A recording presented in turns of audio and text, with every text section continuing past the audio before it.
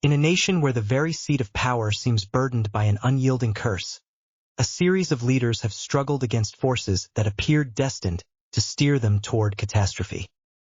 Their stories, filled with ambition, bloodshed, and the unrelenting march of history, form a narrative of power, resistance, and reform that continues to echo through the corridors of South Korea's political landscape. On April 4, 2025, at 11:22 a.m., the acting Chief Justice of the Constitutional Court, Moo-hyun, officially announced by an 8-0 vote the impeachment of President Yoon Suk-yeol. Once celebrated for his background as a prosecutor and his promise to break entrenched political norms, Yoon's image as a reformist anti-corruption hero was quickly overshadowed by a series of dramatic and controversial decisions made during his tenure. When parliamentary obstruction stalled his proposed judicial reforms, Yoon invoked the National Security Act to declare martial law. In an unprecedented move, he ordered the deployment of troops to surround the National Assembly building and even directed the arrest of several lawmakers. This drastic measure ignited an immediate storm of controversy among citizens and political figures alike. In swift response, the National Assembly reconvened and votes of no confidence followed in rapid succession.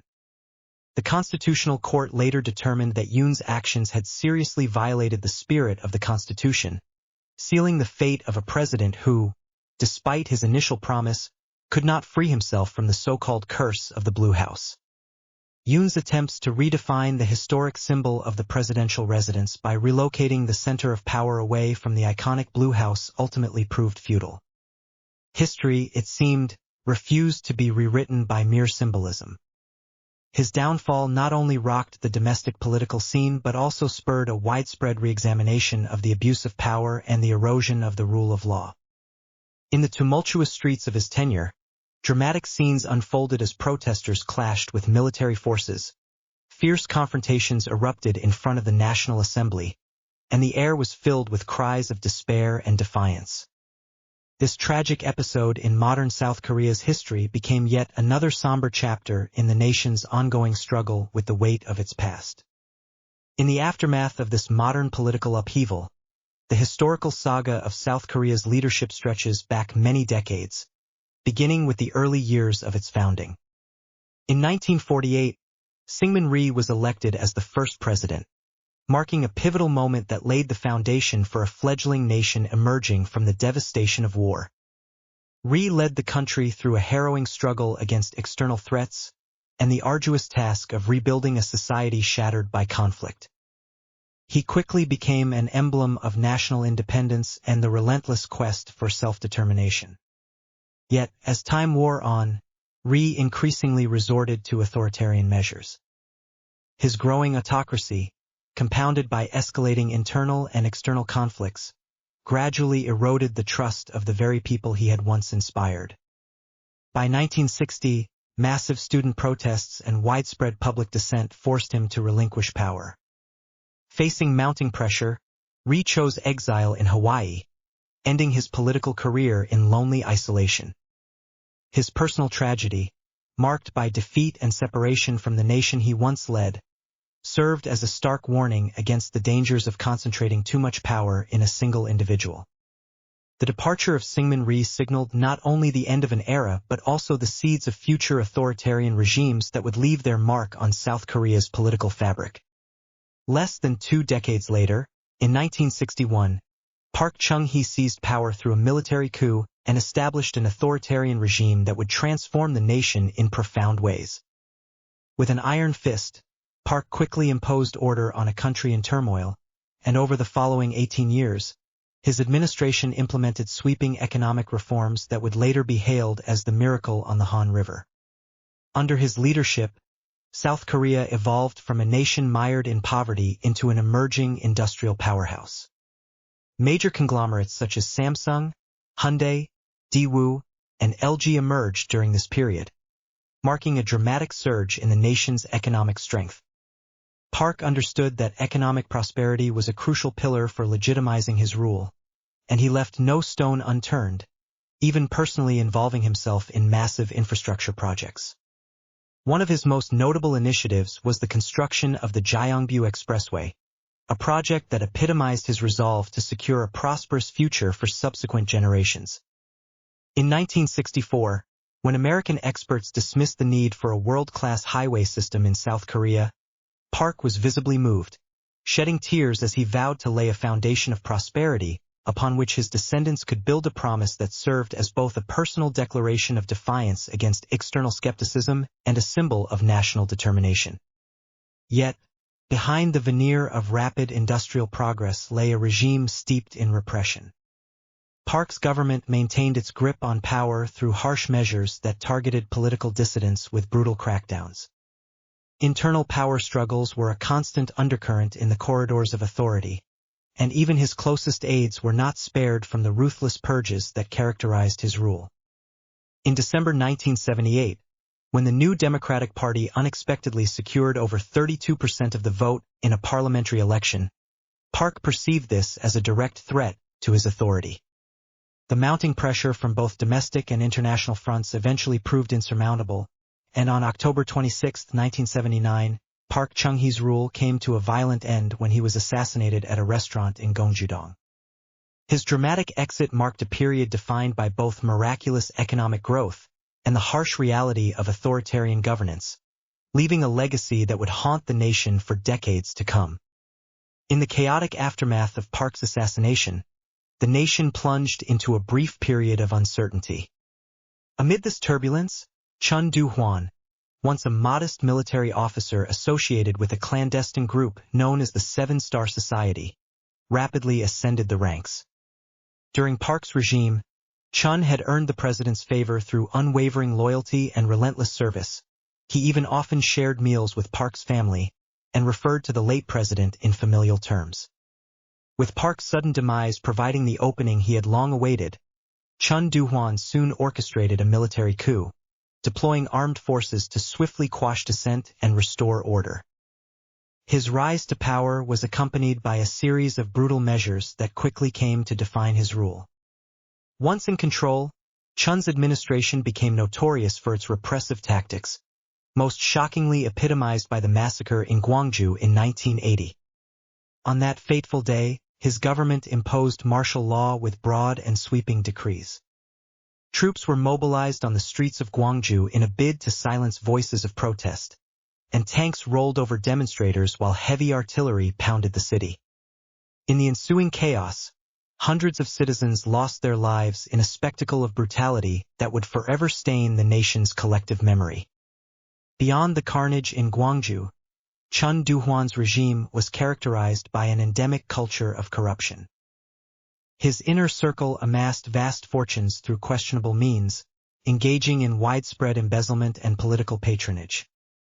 Family members and close associates became embroiled in intricate schemes of bribery and illicit financial dealings. In 1996, Chun was finally convicted for crimes related to the military coup and the ensuing internal chaos. Originally sentenced to death, his sentence was later commuted to life imprisonment, a verdict that remains one of the most controversial and emblematic examples of military dictatorship in modern South Korea. Following Chun's tumultuous tenure, Roh Tae-woo emerged as the next president, though his time in office was marred by scandal and controversy. During his presidency, evidence surfaced of vast secret political funds predominantly sourced from enormous donations made by major conglomerates. These funds, amassed through opaque channels, shocked the nation by their sheer scale. Under intense public and media scrutiny, Roh was forced to acknowledge these discrepancies in a public display of remorse. Though his admission was tinged with regret, it not only damaged his personal reputation but also cast a harsh light on the long-standing relationship between military power and corporate influence in South Korea. Despite his attempts to implement political reforms during his presidency, Roh's efforts were continuously stymied by entrenched interests within the political system and the overpowering influence of the chaebol. Ultimately, mounting political scandals led to his resignation and subsequent imprisonment. Although he was later granted a pardon, his political career was irreparably shattered, leaving behind a legacy as a tragic figure and a stark reminder of a system rigged by the very forces he once served. As the nation slowly transitioned toward a more democratic era, the 1990s saw two formidable figures emerge in the struggle for reform and transparency. In 1993, Kim Young-sam ascended to the presidency on the strength of his reputation as a relentless anti-corruption crusader. His election was historic, marking the first time a president was chosen by a nationwide popular vote. Born into modest circumstances and having clawed his way up through the political ranks as a member of the National Assembly, Kim Young-sam embodied the spirit of a grassroots fighter. His life story, marked by personal sacrifice and unyielding determination, resonated deeply with a populace weary of elite dominance. Once in office, Kim launched a sweeping campaign against corruption within the government. His initiative, often symbolized by what became known as the simple meal politics, was nothing short of revolutionary. At official luncheons held at the Blue House, government officials were served only a modest bowl of noodles accompanied by a small serving of kimchi and a packet of seasoning. This symbolic gesture was intended to underscore his uncompromising stance against opulence and extravagance in government spending. Yet, Kim's vigorous anti-corruption drive quickly put him at odds with established bureaucratic networks and powerful business conglomerates. His determination to expose and dismantle the corrupt practices of high-ranking officials and corporate magnates led to frequent clashes with entrenched interests in both the National Assembly and the judiciary, as well as with influential figures in the private sector. Scenes of street protests became all too common, as supporters and detractors alike took to the streets, sometimes clashing physically. The fierce political battles of the era painted a picture of a society at a crossroads, desperately seeking to redefine its identity and restore a sense of justice and transparency. In stark contrast to Kim Young-sam's radical approach, Kim Dae-jung emerged as a symbol of moderate reform and unbreakable resolve. Widely known as the democracy fighter, Kim Dae-jung had long been an opponent of military dictatorship. Even as early as 1971, he had directly confronted the authoritarian policies of Park Chung-hee, and although he suffered defeat in that early encounter, his spirit remained unbroken. Over the subsequent decades, Kim endured multiple periods of house arrest and imprisonment, each experience only strengthening his commitment to democratic principles and social justice. As political tides began to shift in the late 1980s, the rivalry between Kim Young-sam and Kim Dae-jung came into sharper focus. During the heated environment of the 1987 presidential election, Kim Dae-jung championed a more measured approach to reform, emphasizing the need to restore national integrity through improvements in living standards and the rule of law. His calm, steady demeanor and willingness to engage directly with citizens earned him widespread admiration.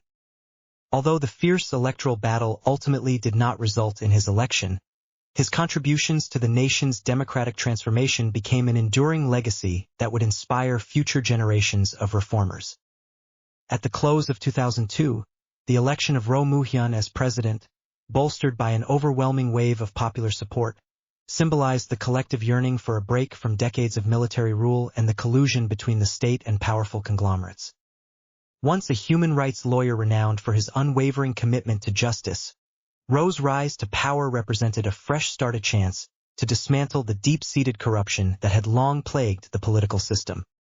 As president, he initiated a series of sweeping reforms aimed at rooting out corruption within the government. Yet, even as he strove to cleanse the state apparatus, scandal soon encroached upon his personal life. Accusations of corruption involving his family emerged, sparking a storm of public disillusionment and intensifying media scrutiny. The relentless pressures of political infighting and the crushing weight of public expectation eventually proved too great. In a final act of tragic defiance, Moo-hyun chose to end his life by leaping from a cliff. His dramatic suicide, laden with sorrow and the sense of ultimate sacrifice, shocked the nation and served as a painful reminder of the personal costs that can accompany the pursuit of justice and systemic reform. Roh's death became a solemn milestone in South Korea's turbulent political history, a moment of profound collective mourning that underscored the high stakes involved in challenging entrenched power. In the wake of Roh's tragic demise, Jae-in emerged with a mission that was as personal as it was political. having experienced hardship and persecution firsthand during his youth for participating in anti-dictatorship protests. Moon carried the lasting scars of a repressive past. His close association with Roh only deepened his resolve to right the wrongs of the old regime. Appointed as the chief administrative secretary at the Blue House, Moon quickly became the trusted lieutenant of his late predecessor, tasked with a mission that combined the quest for justice with the desire for retribution. Once in power, he wasted no time launching a vigorous campaign against the remnants of the old guard. Moon set in motion a series of comprehensive investigations into high-level corruption, including probing into the controversial Four Rivers Project and other scandals that implicated former government officials and influential figures in the private sector.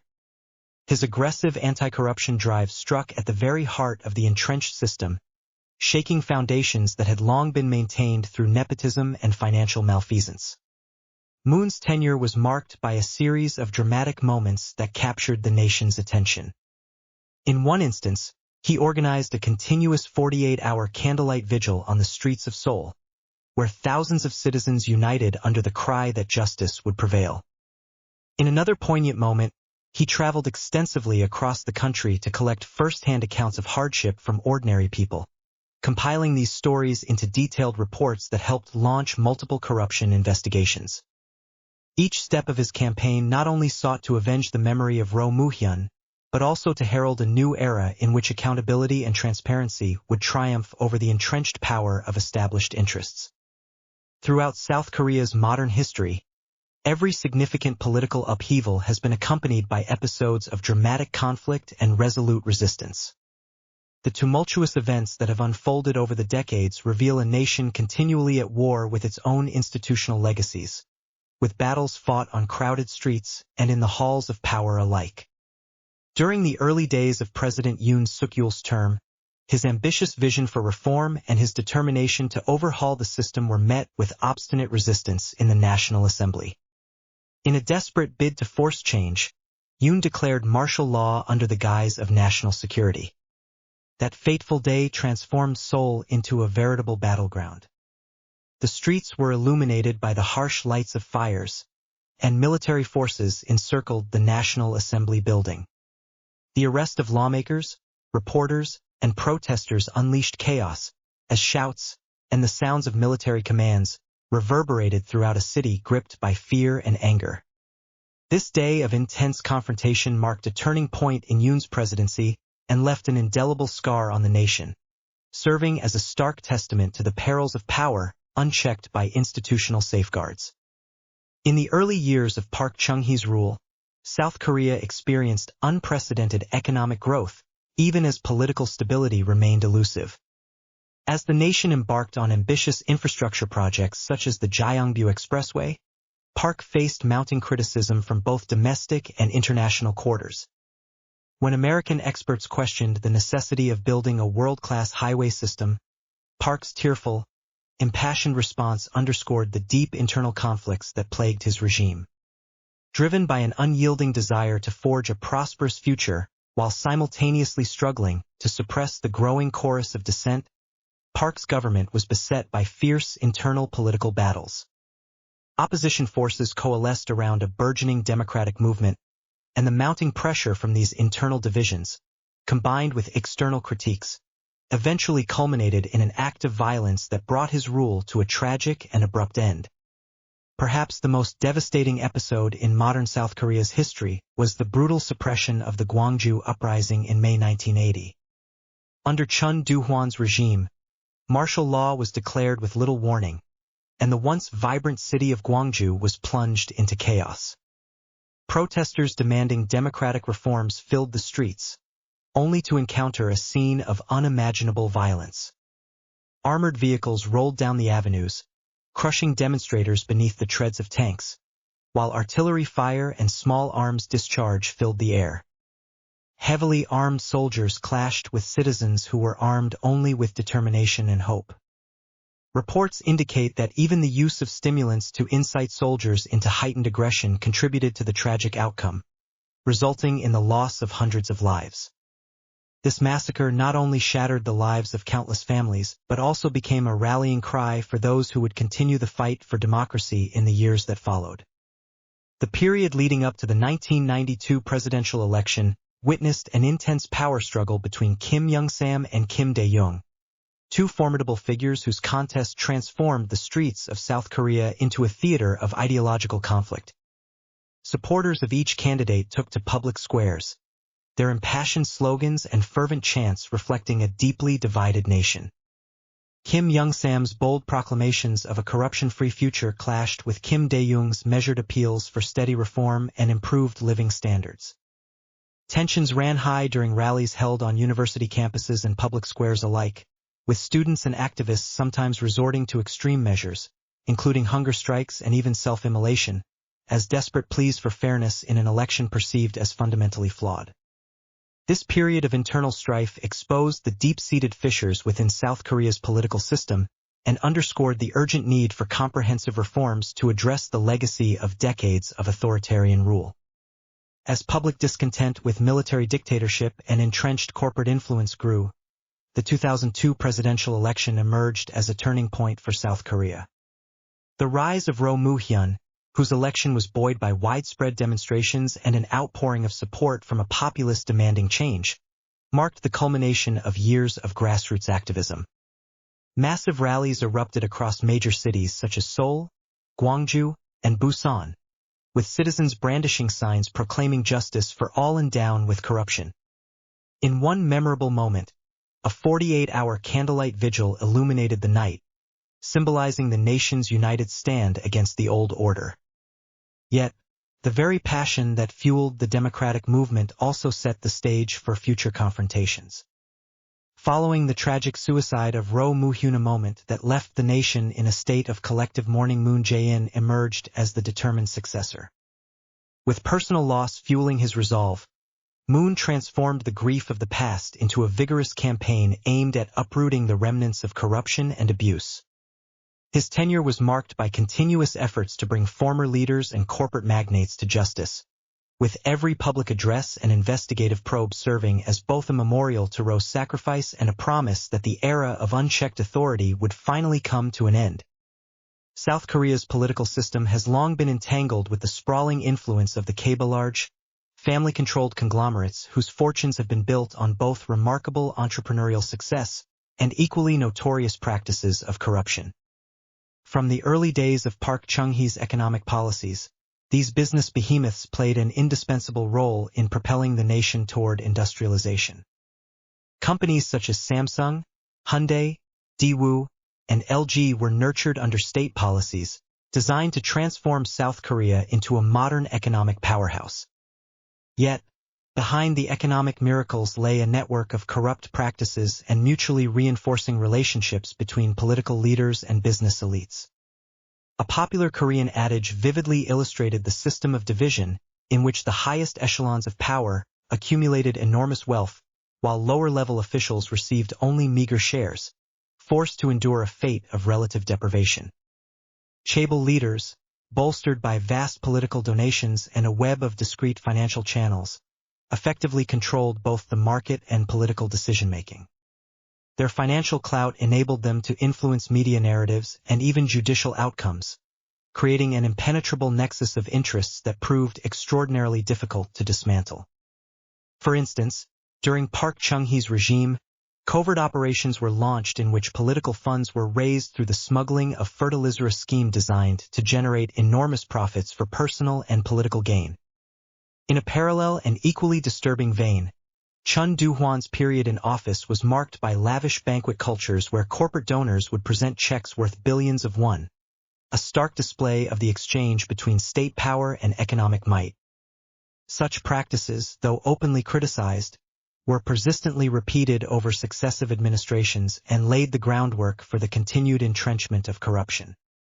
Even during the dramatic electoral contests of the early 1990s, high-ranking business figures such as the influential conglomerate head Chung Ju-young stepped directly into the political arena, blurring the lines between economic power and political authority. As the pages of history continue to turn, a recurring theme emerges: every leader who has ascended to the Blue House appears fated to encounter tumultuous and often tragic ends. From the solitary exile of Syngman-rhee to Park Chung-hee's iron-fisted regime, from the bloody military coups under Chun Doo-hwan and Roh Tae-woo to the fiercely contested battles between Kim Young-sam and Kim Dae-jung, South Korea's presidential history is replete with episodes of sacrifice, strife, and sorrow. A pattern seems to have woven itself into the very fabric of the nation's destiny. Every time the mantle of power is assumed, it is accompanied by a torrent of internal conflict, ruthless purges, and judicial reckoning. This so-called curse of the Blue House not only manifests in the tragic fates of individual leaders, but also reflects the structural vulnerabilities of a system plagued by centralized power, military influence, and an unyielding alliance with dominant economic forces. The recurring cycle of political upheaval has produced a legacy of bitter lessons. Each administration, regardless of its initial promise or reformist zeal, ultimately finds itself ensnared in an inescapable web of factionalism and corruption. The relentless public protests, the impassioned candlelight vigils, and the fierce political battles are not merely isolated events, they are the visible scars of a nation in perpetual search of a more just and balanced society.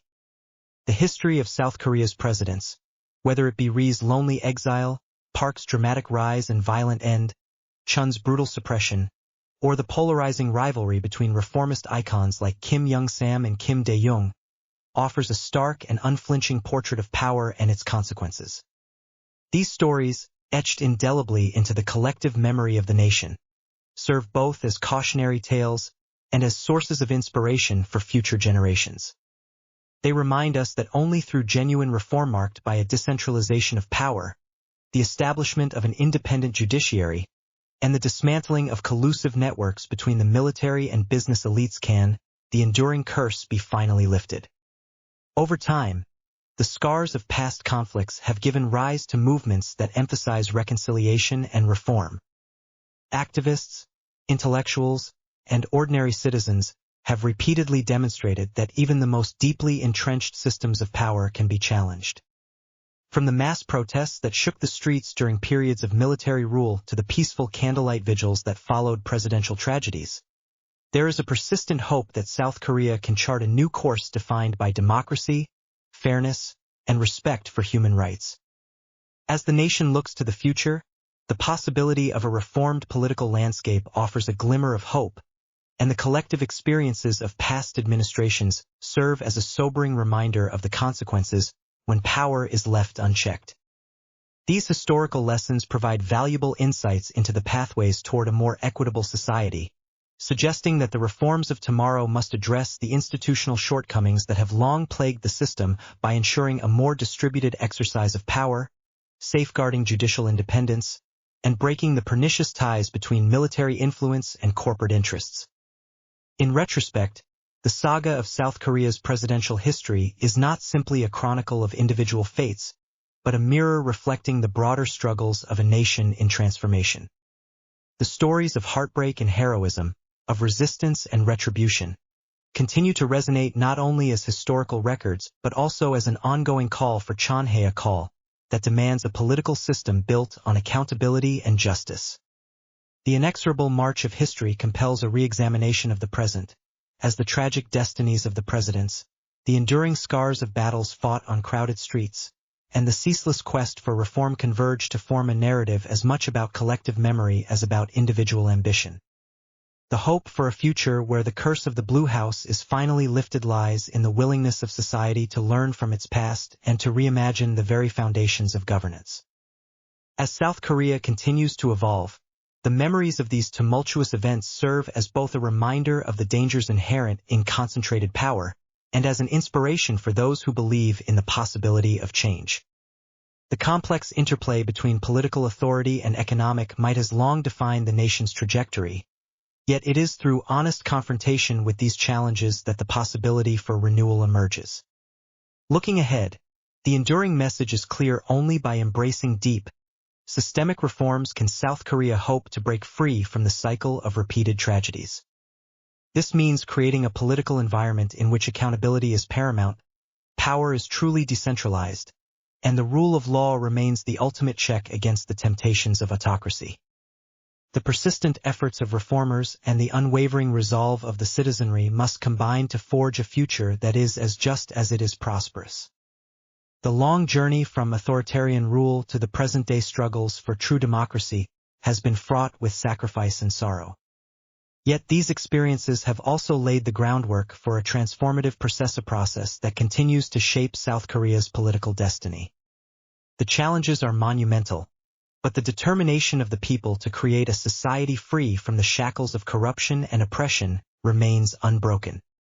In the final analysis, the story of South Korea's presidential fate is one of both tragedy and hope. It is a narrative that calls for introspection, for the acknowledgement of past mistakes, and for a steadfast commitment to building a future founded on justice, accountability, and democratic integrity. In conclusion, the history of South Korea's presidents reveals a relentless struggle against the concentration of power, the corrosive influence of corruption, and the enduring weight of an inescapable curse. The legacy of these leaders, marked by conflict, sacrifice, and the hope for systemic renewal, underscores the need for comprehensive reforms and unwavering vigilance if the nation is to free itself from the burdens of its past and embrace a future defined by justice and democratic integrity.